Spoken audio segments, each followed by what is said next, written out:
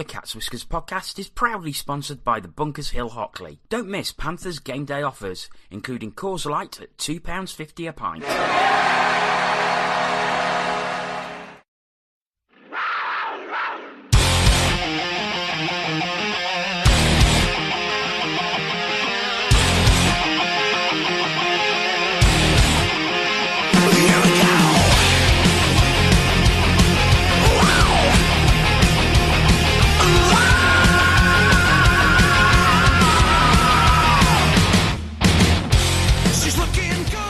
Hello and welcome to a special edition of the Cat's Whiskers podcast. My name is Jono, Bullard. On Tuesday night, Tina Taylor and myself were at the sponsors' skate evening and we managed to get a few words with several members of the Panthers squad. Here's what they had to say.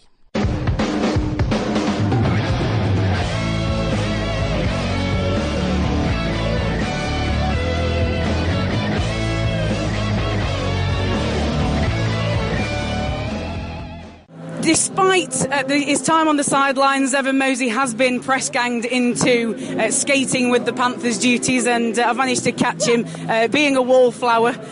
Evan, first of all, how's the rehab? It's going good. It's one of those things where it's kind of a slow process, and I'm not the most patient person in the entire world. So, yeah, it's definitely interesting just coming to the rink, and every day is kind of different. Some days it's better, some days it's not better. And I skated today with the team, which was good. It's just not really any contact, but it's just good to get on the ice and actually skate with the guys and still stay in skating shape. That's kind of all I'm worried about right now. Must be difficult to have watched the last two weekends from the sidelines, given how the results have gone. It hasn't been the best thing in my entire life to sit on the sidelines and watch, what's going on, and it's not the guys in the room's fault. Like it's one of those things where a season's peaks and valleys, and it happens, and the guys haven't been playing bad. They've been giving everything they have. It's just with this month of December is jam-packed with games, and you don't really get much of a break, and it's the halfway point of the season, and you don't really want to make excuses, but it's that time of the year where a lot of the guys are either sick or battling cold, so the guys have been trying really hard, but yeah, for me to sit on the sidelines, to sit on the sidelines and not really be able to help the guys, for me it's one of the most painful things ever, just to not be able to do anything to help them. Just a quick question of a Christmas persuasion. You have got a bit of a secret Santa going on, theoretically, in the dressing room. Who's going to be the hardest to buy for? Who are you not wanting to get out of the hat? Sasha's probably the hardest because he doesn't really talk much, and you don't really have a good bead. I feel like you could just get him chocolate, which is kind of boring. But yeah, Sasha's tough because he doesn't really speak a lot of English. So you don't really his personality, but it's hard to figure out what to get him. Thank you very much, Evan, and have a good Christmas. Yeah, no problem. Thank you.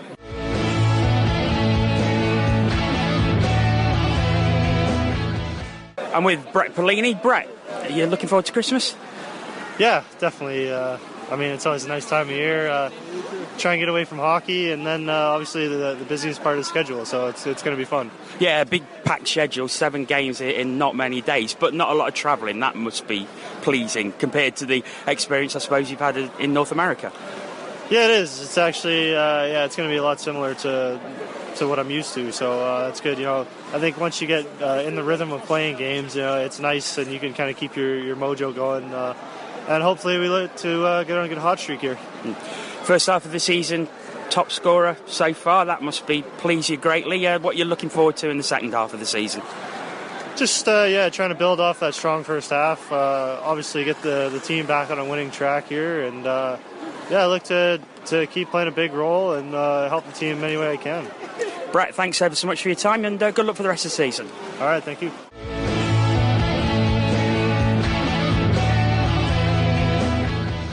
So despite my lack of being able to stop, Josh Shalla has agreed to stop with me and just have a quick chat. So first of all, Josh, thank you very much for taking the time and not skating away from me when you had the opportunity. Well, we can't avoid it. Not been a very pleasant couple of weeks. What happened?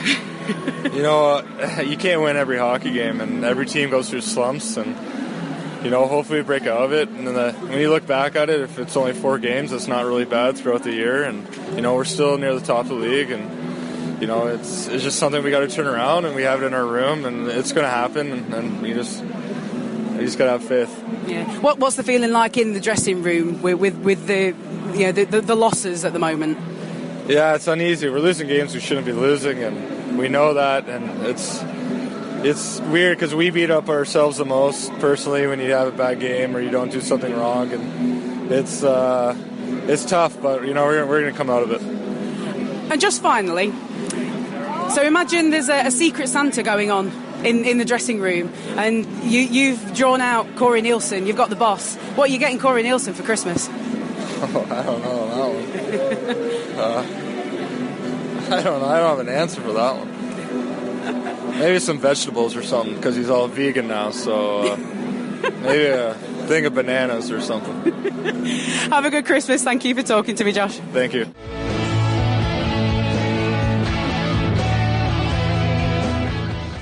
Panthers assistant coach David Clarke. David, not great form at the minute, but a chance to put it all right over the festive period. 7 games, but the benefit is not a lot of travelling.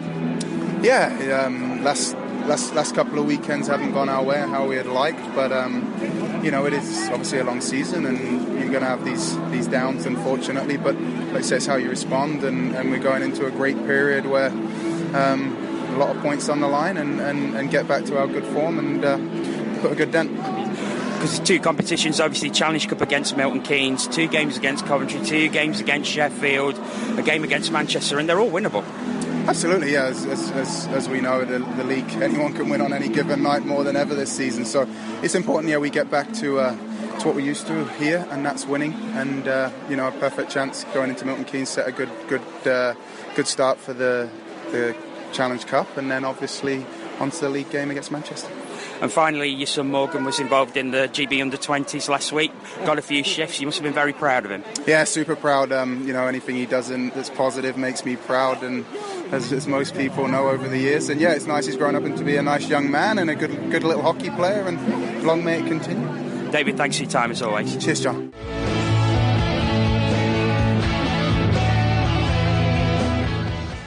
Managed to catch up with Rob Lachowicz now that I'm a loser in the puck behind the back game. That didn't take very long. First of all, Lacho, fess up.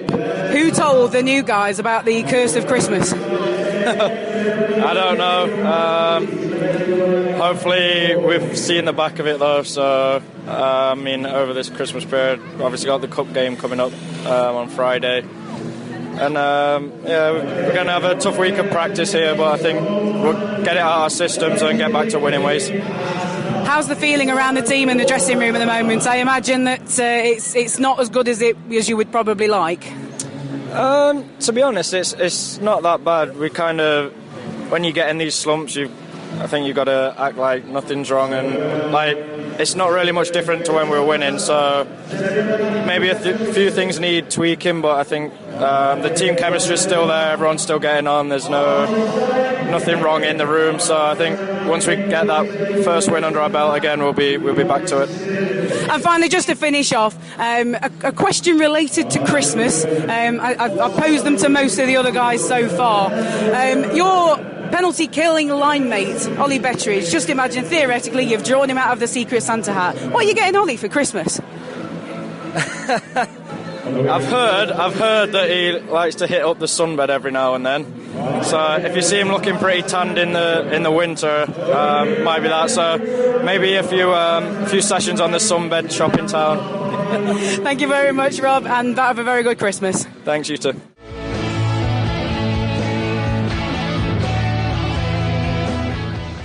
It's coming towards the end of the skate night, and I have managed to catch up with Ollie Betteridge. Ollie, you are fast becoming one of the team's best penalty killers. How do you feel about that? It's a nice compliment, thank you. But no, it's nice to be put in that role, and I try and do the best I can every possible night. So it's nice to get the opportunity to do that, and I hope I keep doing it. Now, obviously, we can't skirt around it. I've asked everybody else. Not a great couple of weekends. What happened? I think this happens at everyone's point of season. Like other teams, it's happened to them already. So hopefully it's just the 4 games, and we can get back to it this weekend and get back to our winning ways. And what do we actually need to do to get back to those winning ways, do you think? I think just start the way we started at the start of the year. Like we played unbelievably in the CHL. We was doing really well in the domestic league. So I just think we can just get back to that, start fresh again, and come out flying this weekend and go again.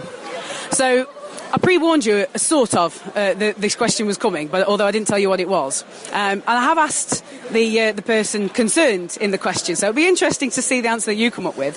So your penalty-killing line mate, Robert Lachowicz, theoretically, in imagination, you've drawn him in the Secret Santa in the locker room. What are you getting him for Christmas? Oh, Lacquer. Have you already asked him this question? I have already asked him this question about you. What would I get Lacquer? This is not a Mr. and Mrs. thing. This is a. I've asked him what he would get you, so I'm now asking you, what would you get him? I'd probably get him some nice curlers, or a pair of scissors to cut his hair. It's pretty long at the moment. Oh no, it looked pretty good. Yeah, well, last time he cut his hair, it didn't go so well for him. So I'm going to ban that one straight away. He's looking good, so it's fine. But no, I'd probably just get him some more curlers, get that hair looking even more curly than it already is. I think he's starting to rival Lindhagen for the best flow in the team, isn't he? Yeah, they're getting some pretty long hair between them. Thank you very much, Ollie, and have a good Christmas. No problem, you too.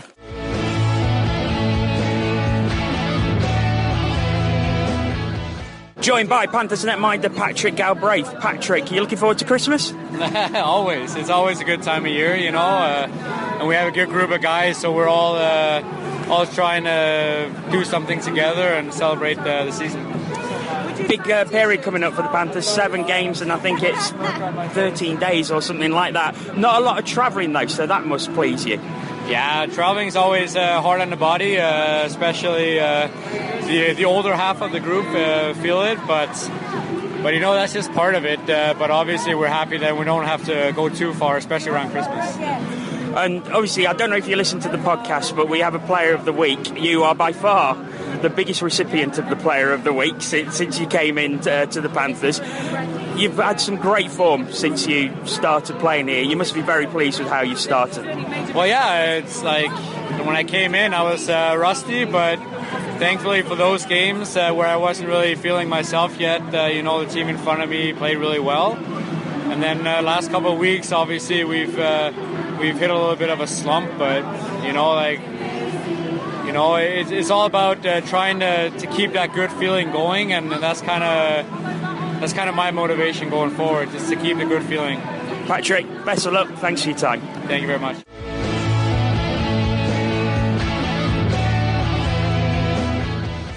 I have managed to grab a word, despite my lack of skating ability, with Zack Phillips, the man with the beard. Zack, thank you very much for talking to me for starters. Yeah, no problem.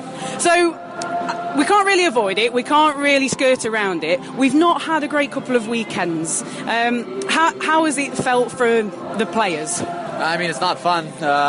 Anytime, you know, they see the fans unhappy like they were after the game, and you know, we're losing games. Nobody wants to lose, so it's definitely not enjoyable.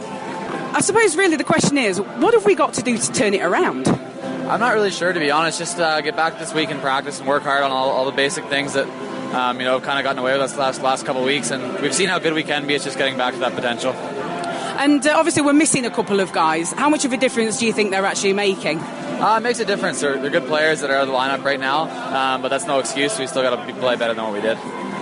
Thank you very much, Zack. Yeah, no problem.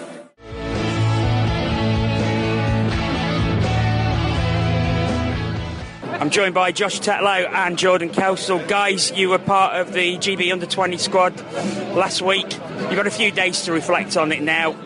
How do you feel about the week overall? Josh, start with you.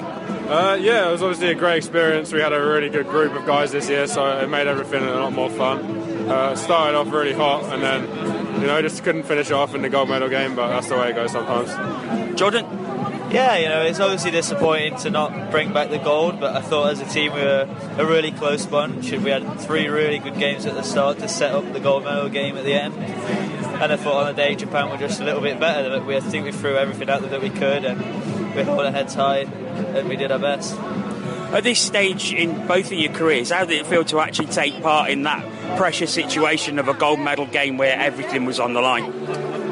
It was actually not as stressful as I thought it would be. You sort of get in the zone, I guess, before the game, and everyone on the team had the same goal in mind. We were all on the same page, which made it a lot easier, and you just went out and did what you had to do. And it was actually not as much stressful as I thought it would be.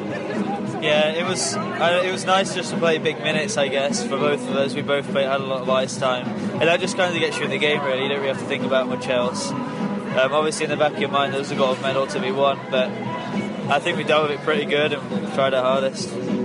Guys, looking forward to the next half of the season, and how do you see that going for both of you?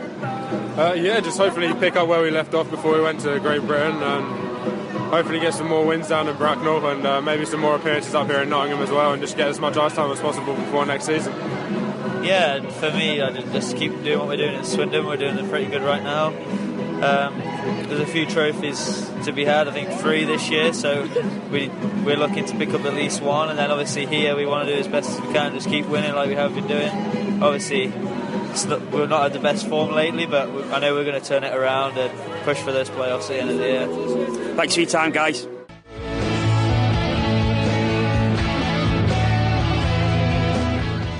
So after much tracking down and much dragging around the ice by my niece, we've managed to pin down Jeff Brown. And that rhymed. There's the thing. Jeff, second year here, so you might be vaguely aware of the old, in inverted commas, Christmas curse, and here we are again. So not a really good time to be a Panthers fan or player right now, I imagine, after the 4 defeats. I think it's always a good time to be a Panther. Very, very smooth. Yes, so I would have to disagree with that, but I mean, I definitely think 2 weeks ago we had that Sheffield game, we played so well, and it just goes to show the peaks and valleys of a season. So I wouldn't get too alarmed. As a team, we're going to work hard this week, and we know how important this Christmas break is coming up here, and just the games that follow it. So basically we're just going to have a couple good games this weekend, recharge over Christmas, and then take that into basically the after Christmas period. So I wouldn't be too alarmed. I hope you guys can stay with us through that period for sure. That's really reassuring to hear. I mean, as you mentioned, we've got quite a bunch up of games with the 2 Challenge Cup games, sort of sandwiching the league games in between, and obviously the 2 Sheffield games. We can manage all that, can't we? Yeah, I mean, I think these teams showed that we can play with a pretty heavy schedule. I mean, obviously the Champions League schedule coupled in with our league schedule was a little taxing on us, and I think we have a lot of guys in the room who basically it just takes being a professional, and we have a lot of those in our room. So basically we're just going to go forward and use the last couple games as a learning experience, and just get better every day. So a quick Christmas-related question. Money no object. What is Jeff Brown's fantasy Christmas present? Fantasy Christmas present would be enough money to rent a private jet, and me and my fiance go back to Toronto for 2 days and visit my Papa Brown, who's 90 years old. And he's a huge hockey fan, and it would be nice to surprise him. But bar that, we will settle for a FaceTime on Christmas Day. Hey, very good, very good. Thank you very much, Jeff, and have a good Christmas. Cheers, you too. Thanks.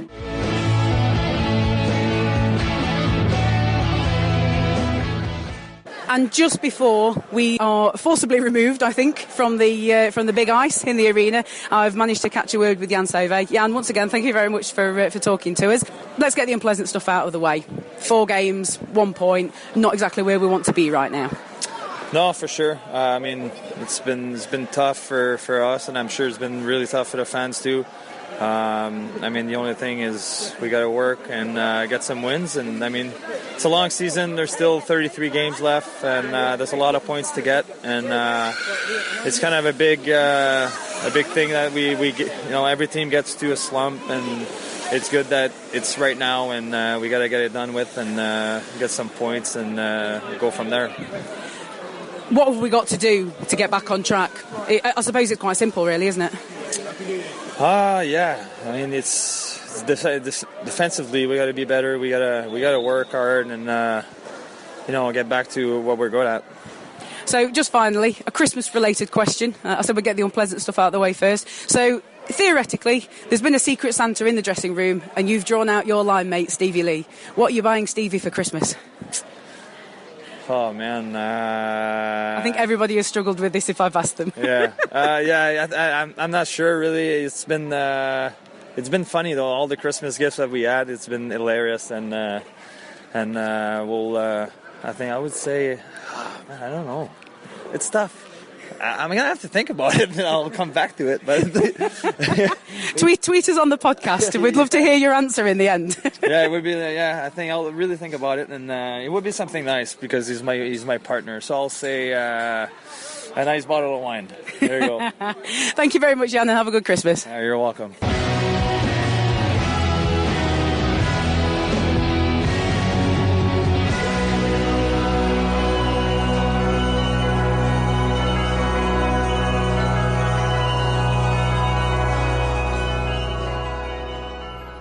Many thanks once again to the Panthers organisation for the access and to the players for speaking to Tina and myself.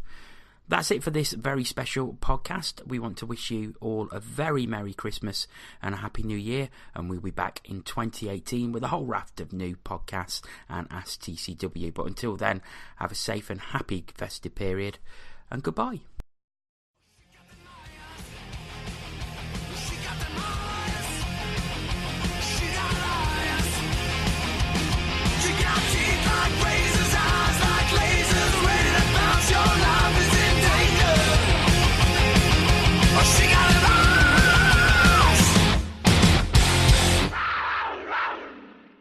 This edition of the Cat's Whiskers podcast was brought to you by the Bunkers Hill Hockley.